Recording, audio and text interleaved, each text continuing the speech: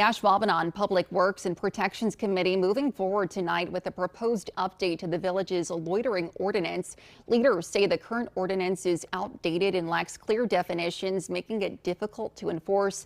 The proposal follows concerns at a bus shelter near Oneida Street and Anderson Drive, where someone had been staying long-term, raising sanitation and safety concerns. The update would focus on specific behaviors like blocking access to sidewalks or transit stops.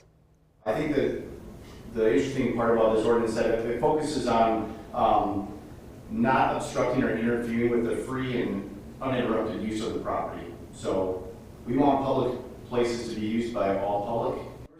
The proposed update would require a warning before a citation. It now heads to the village board for final consideration.